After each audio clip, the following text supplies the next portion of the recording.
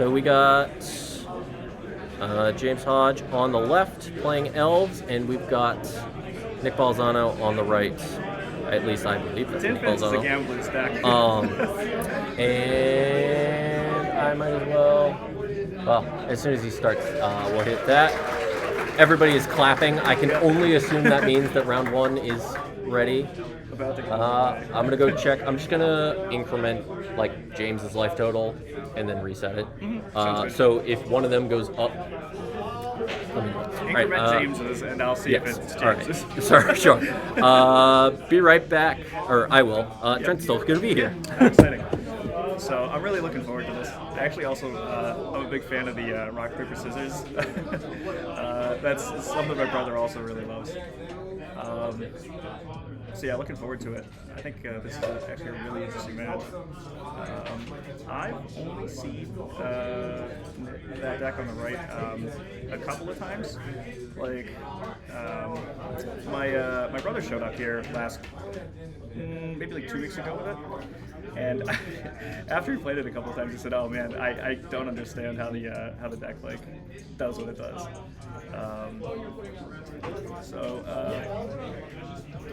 I didn't see either of them move. That's not good. Let me double check that he's on the right thing. Okay. Yeah, try it one more time.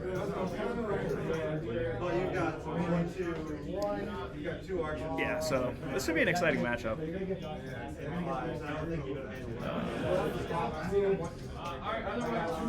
You just give it 1 second. Yeah.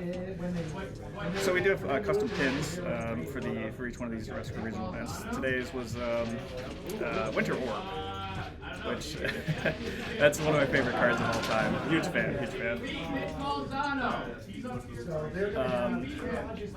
Yeah, Winter Orb is like one of my favorite cards. I like it because I'm a big mud player, so like to me the prison elements are always one of my favorite things. Sphere of Resistance, great card too. Would be really good in this matchup.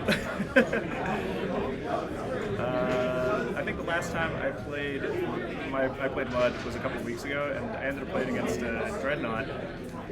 Really good in that matchup too. Yeah, this should be a good game though. I'm excited to see this matchup particularly because Tinfin's doesn't rely on a lot of permanents, so like Tangle Wires are not as strong as it could be in this matchup. Particularly. So yeah, it should be good. I'm looking forward to a good game of Magic here.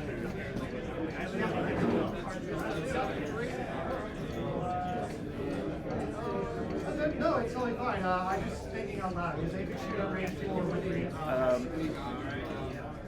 Yeah, so we set all this up this morning. The electronic stuff. So we're just fixing a couple of things with the life pad. Should be good. So I'm curious, chat. Like, Did one of them go up? Yes. All right, Nick's did. Nick's did. Okay. Sounds like we're gonna get sorted out, which is great. Chat, like, what's your favorite archetype in Premodern so far? I'm curious because like I'm a Goblins player personally. Like I love Goblins and I love Blood, but Goblins was my deck for like a long time. So it's nice that Premodern still has that kind of stuff. Like because Goblin Lackey, come on, that card is like it's so powerful, and we don't get to play it anymore. Tireless Tribe. That is a great deck. That's the About Face combo, right? That's a good one. Or are you talking life when you go to infinite life? Because I think there was a deck that was that was the core one where they targeted a bunch with infinite things. Favorite archetype is Groatog. Groatog's a good deck too. I was asking chat like what their favorite decks are and what their favorite archetypes. So Grotok is actually a really fun one too. I like that everything is so like low to the ground, and that's a classic from way back in the Apocalypse block. All right, everything is set. Round is good. Timer is going, and we are off, folks. Right. This is round 1 of the Duress Crew Winter Regional Tournament. It feels good to say. Yeah, I'm excited. Me too. Super glad everybody is joining us, and it looks like our players are playing a little rock, paper, scissors to start off.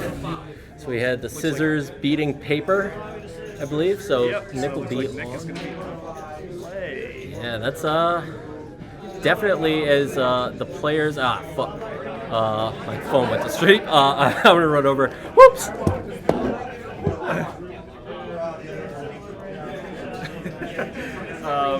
Yeah, it looks like there's a little bit of a technical difficulty here. We have to move the phone onto the screen.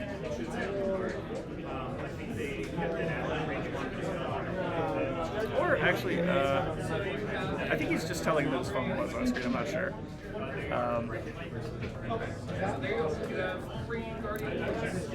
But anyway, so game should get underway shortly, though. The backup match is ready. I mean, that would be really funny if it's just like turn one. I mean, it's one of those decks that can just do that. To me, that is it's such a gambler's deck. I can't play it myself. But I think there's a lot of since I haven't given it a try, I'm not sure if there's like a lot of nuance or if it's just roll the dice and see if you win. I know I have lost through Sphere of Resistance. Like I had a sphere out and a Tin Fins was on the play. Or on the draw, and I still lost that match. And they kept drawing lands like the entire time. It was crazy. No gamble, no future. True. So, looks like James is starting with Manowar Elves open. I can tell.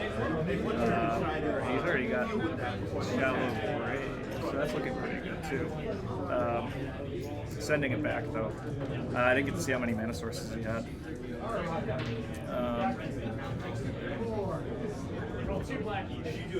Combo decks actually do, yeah, I'd probably know Buried Alive, that's true.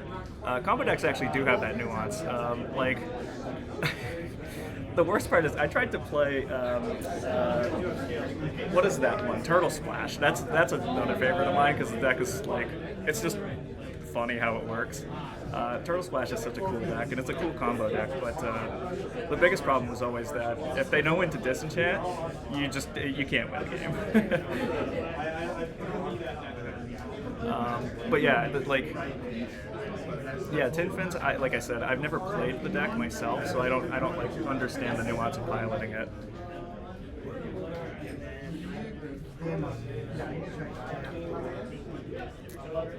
Okay, interesting. Bottoming the pedal. Must be... Yeah, 410. Oh, I see, okay. So I'm not sure if he knows what he's playing against here. So he may be keeping something that looks better into control.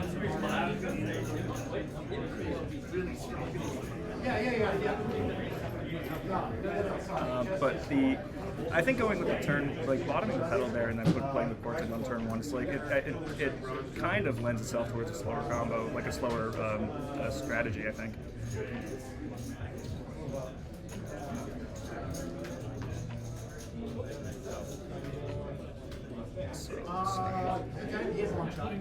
Interesting. Okay. Yep, first turn Kerplucid Forest, and then we're going to play Manowar Elves. Oh, it's a nice looking forest. Actually, it's a beautiful looking too.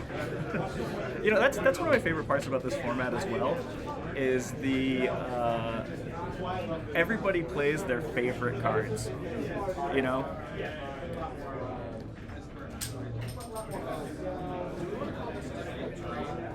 I don't think so. I actually don't think that Elves has much in the main that could disrupt the combo. Actually, pull up his. I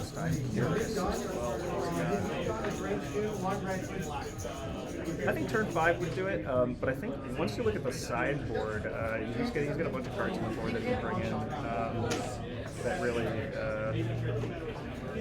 affect this.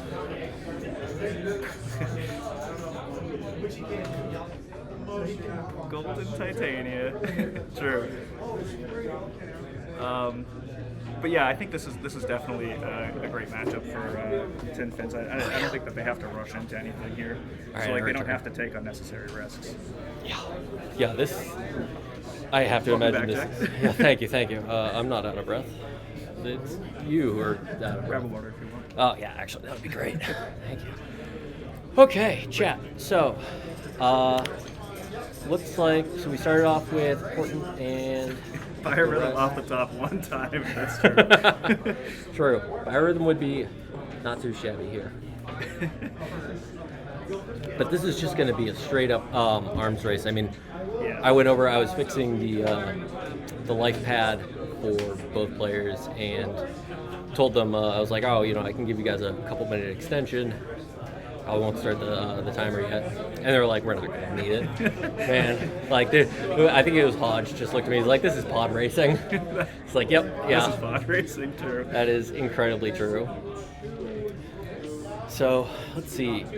So we whiffed on that duress, it looked like. And Vigilante, Priest, Fintorn in the hands. So we already got, what, 7? We have 3, 4, 5, 6, 7 mana There it available. is. That's a survival. Yep. That's going to allow him to... Jeez, we can do some fun stuff. Deck list real quick? Yeah. I was actually going to say, because, like, So, yeah. we were looking, because I wasn't sure if he had anything that he could, like, go to Rob. Playing Kamal and Force Mage? Interesting. Not playing... Well, Oh, no, two deranged Hermit. Sadly, this isn't sorted, but... I think the Kamal thing is really good, because, like, in a matchup like this, you animate their lands and then kill them with your master card. True.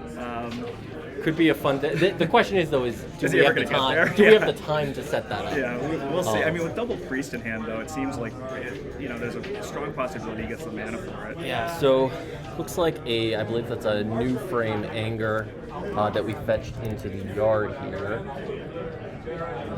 We go probably this one, and then we just gotta do this. So just so you can see that that's gonna be Anger in the yard off of that survival, going to allow us to start moving post haste. Yes. And then, Things are going to be going very fast. yeah, so we're going to make a lot of mana here. And also, I believe that is a... You're going to pull the 10. yes, yeah. We also have a Quirion Ranger at the bottom of the screen for any old card enjoyers who aren't necessarily familiar with the new arts. That is going to allow us to start untapping these priests, make a lot of mana, and tutor up a Hermit here. Oh, and double Hermit. Whew. and Balzano's just going to scoop him up immediately. Yep. Don't blame him. That's a lot of damage, and with haste. So yeah, we're just cracking in. Like we said, this is just gonna straight up be a race. So usually you'd think that Tin Fins definitely probably a full turn faster, I would say, than Elves. Very often in these combo v combo matchups, you're lucky to be talking about, a half turn Right. as the difference in speed. But I would say that Tin Fins has a full turn over Elves. I think so too. However, it does also just have a higher fail rate.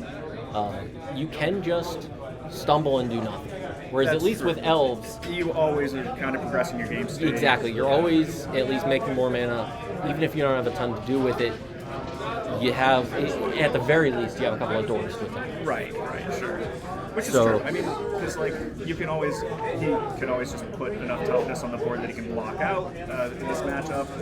Like, So both players are going to go to the sideboard here.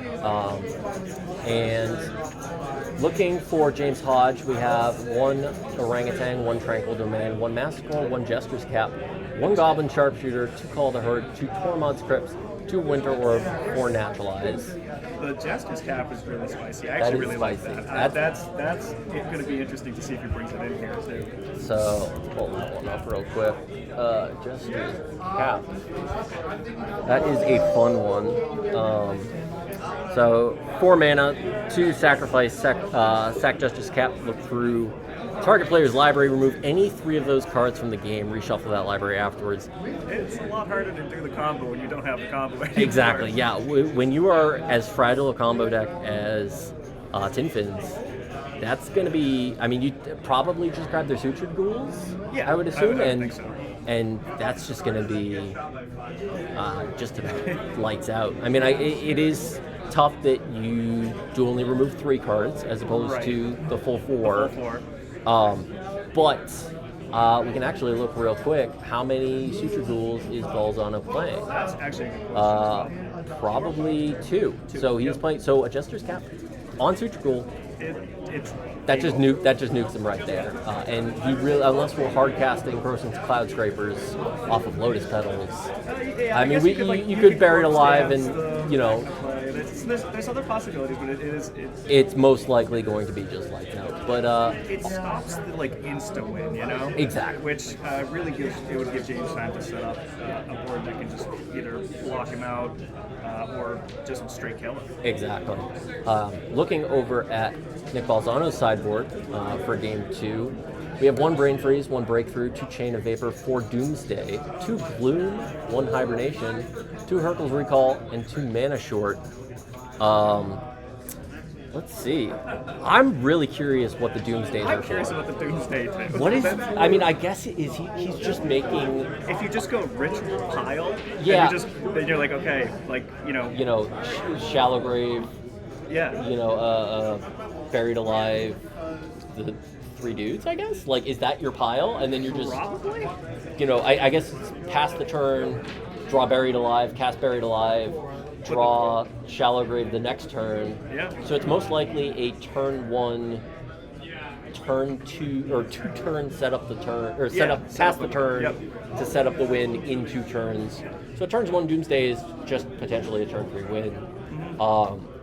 Which is still probably, is that adding enough speed that he would now want that in this combo In this matchup? matchup. I actually, maybe. Because I don't really see much else. I guess the Hibernation. Yeah. Hibernation Seems very good. I can get, sorry guys, I can get Jester's Cap off the screen as we're, where is my mouse?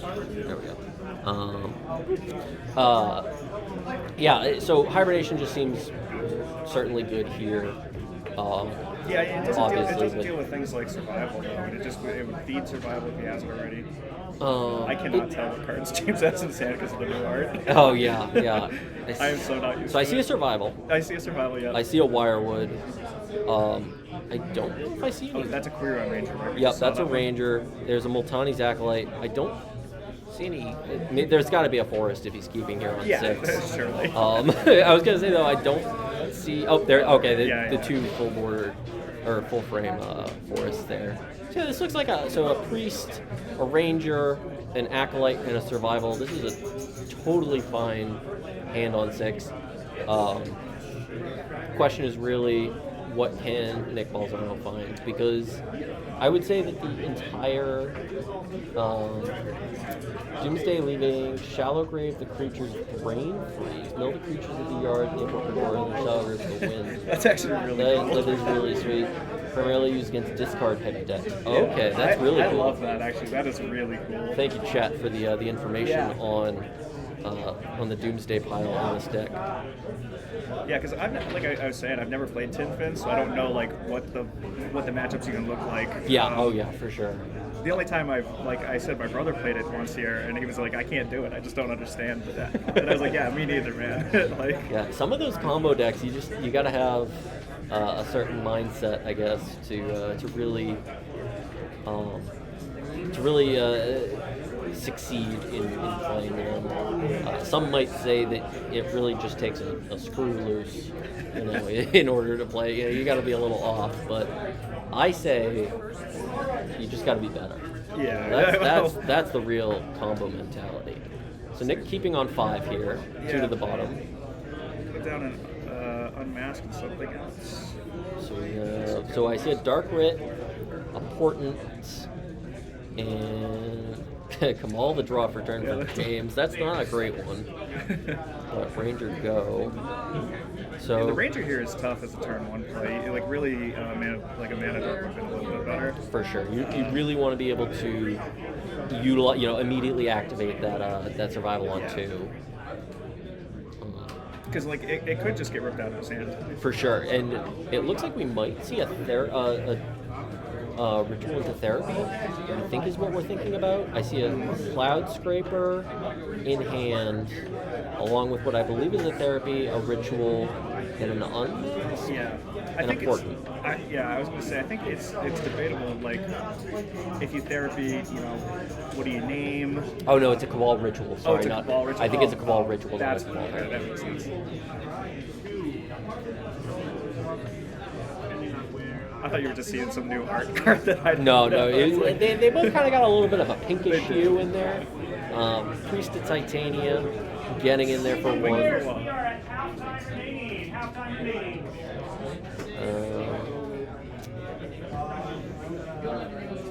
Like really thinking about wanting to fire off these rituals, but Yeah, you can see him think about it. Every time he taps the swamp, he taps and he's like, hang on, actually.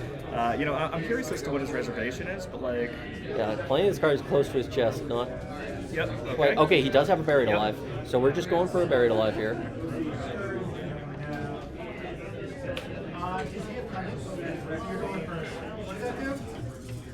So now I believe we don't have the Shallow Grave in here.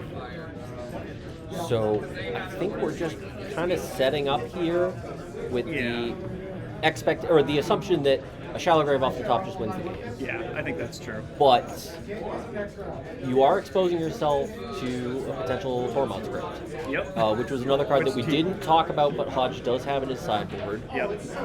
So you have to assume that that's coming in against. That'd be devastating. He rips it off the top and just drops it. And it would be. Now, if Hodge had it in hand, he most likely would have played it out played it out. immediately, just fearing the ritual, Buried Alive, Shallow Grave, all in one turn, Yep. giving him no chance to play and crack the Tormod Script.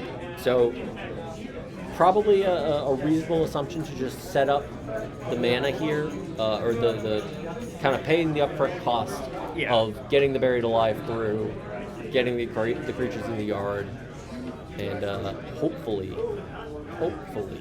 ripping that Shallow Grave off the top. I say hopefully, but obviously there are plenty of people out there that are rooting for the Elves player. I think a game 3 would be very interesting. On I this. agree. But at the same time, when you see your combo opponents start doing the tap the table, play the musical keys, the keyboard on the table, Yep. they're clearly counting. When they start counting, it's like, oh no. it just, okay, am I dead? Yeah. Am I dead? It's always so intimidating. So, That looks pretty good too. Priest here, What can he fetch up that And- here with like? I guess probably just anger again. Because then you can at least. yeah, you definitely want to get the anger going. You have the mountain. Cards in hand for Hodge are going to be a Kamal of Foothills and one other. And I'm not sure. So he's got 2 mana floating. Go down to 1. Going down to 1, Yeah, pitching the that's. Kamal. I think that's the right choice. For sure. Now, It's got to either be getting just a squee or an anger here, I would think.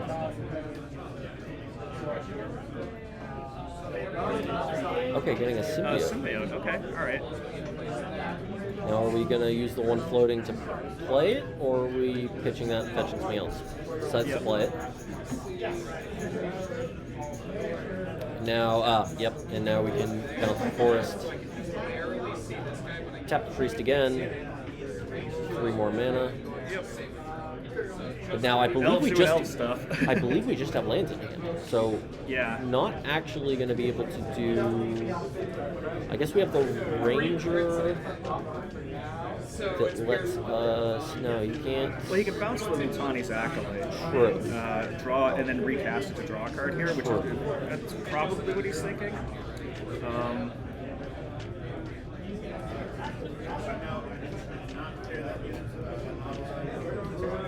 It's it's a good time to like think about what your deck list looks like and whether it's drawing that one extra card or using your Acolyte to fetch something else out here. Yeah. Do you take a random card off the top here, or do you fetch a known? So he taps here. He's got 2 mana in pool, so he can't pitch and find a Deranged Hermit and cast a Deranged Hermit, correct? He can only generate 5 total mana here, Yep. so he's either playing the Acolyte out, hoping to rip, which allows him, he goes down to 1 up to 4, so he still is short on the mana there, but That's a tough spot for you. he would also have to rip a, But he would have to rip a creature to pitch to the survivor. most of those cards that he boarded in aren't fetchable with True. with survival. So And you would have to think most of them, at least the crypts would be good. Yeah. So are you just drawing off the top in hopes of spiking? I think so. He's decides to pitch the Acolyte. I think I'm fine just grabbing probably Squee. we saw the cap go by. Oh, dude, Yeah. so the Yeah. cap is in there. I mean, it had to be, but I think either Squee or Anger is probably Squee would be just fine to let Yeah. I mean, I think Squee is probably like a pretty good call here because it lets you set up next turn. exactly, because you're not killing him this turn. Yeah. Like I don't think there's any. I don't think there's any line here that gets him anywhere close to across the finish line this turn. So we're kind of just resigned to if Nick draws Shallow Grave. Oh, he's getting Anger. So Okay. Anger was Pitching kind of the Anger other for one it, I was yeah. thinking about. Pitch it for. Yep. And now I guess you can get Probably Squee. Squee. Yeah. Or So- I mean, it's debatable. Like he could drop another like elf on the field. True. Assume that he's going to pick up another creature off the top. True. Yeah, You there's know, a lot of different does he ways. just go get another Acolyte now that he's now that we have the Anger in the yard? You could just get another Acolyte and hopefully start to draw. I guess so many lines with these elf decks. Yeah, that's the best part. I mean, I love the survival toolkit, but really it's like it's all about like, oh, how do I use like I could cast Kamal and generate infinite mana this turn or something, or like not infinite but a lot. Or I could like go get a hermit and kill you. And correct me if I'm wrong, but I believe we've used both the Symbiote and the Ranger this turn. Yes. Yep. So does get the Squee, does pitch the Squee. Now potentially 2 mana left. Yep, Oh, and yeah, so it does go get the Acolyte. get back the Acolyte. I agree with this. Turn that engine back online. Exactly. And it's such a strong card draw engine too. And Oh, like, it is. Elves is such a fun deck to play because of all the different lines that you can do. What did he pick up? So he picked up a Fintorn Elf. Okay. So it does have another creature for survival next turn. We'll also have the Squee though coming back to hand. And gotta assume just a passing of. Well, I guess we do have the anger at the yard now, plus the mountain, so we can get in there for He could come in for 4. 4, which not nothing. Nice. Does let you potentially set up for big crack next turn, and potentially set up for lethal. So Nick Balzano back against the wall, already down a game. I believe, is that another skyscraper off the top? Not the card you wanted to see. Remembers the squeeze trigger, always important. Echo trigger and squeeze trigger. Yep, and we do have the echo trigger on the acolyte.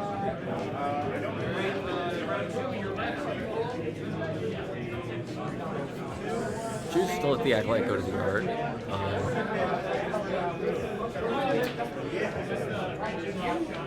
Wasn't getting Well-Wisher put him out of range. That is a very good question.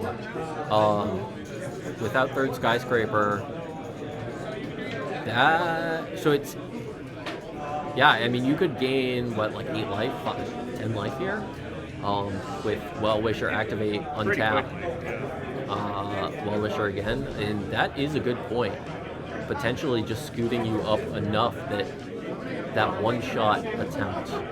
Well, you get, well, yeah, because it's like 3 activations out of the Well-Wisher, right? So,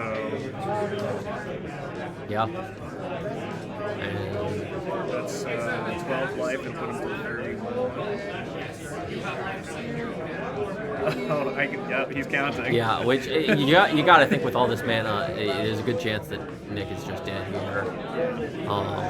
Yeah, I agree. I think that chat saying that James has got to be able to deal 15. I agree. I mean, deranged hermit attacks for what, 9 by itself? Yeah. From being on the other side of the board from Elves quite a bit, it is pretty close to lethal, I think. Here. Oh yeah. It's got to be. So bounce, untap. That priest is currently making 3 mana.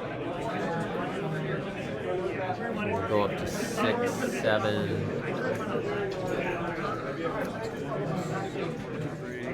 So he's got 3 floating right now. Yeah? Yep.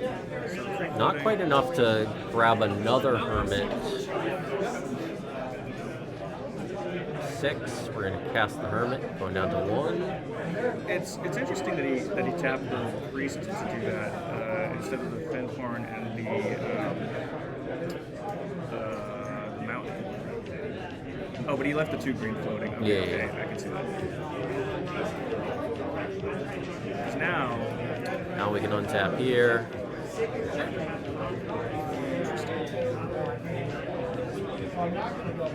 it's interesting because like the way that he's using the mana here is like he's seeing a line that I Yeah, which so is actually survival. So he he bounced the survived. ranger, survival the ranger, Oh. and Yeah. Nick Balzano throwing the card across, or the pack of magic cards across, signifying that our previous champion has been beaten once. Definitely a disappointing series of top decks there for Nick. Yeah. I mean, he drew drawing 2 of your cloud scrapers is 2 of the things you want in the graveyard, not in your hand. ideal. Not ideal to be drawing those. But Hodge takes it down into that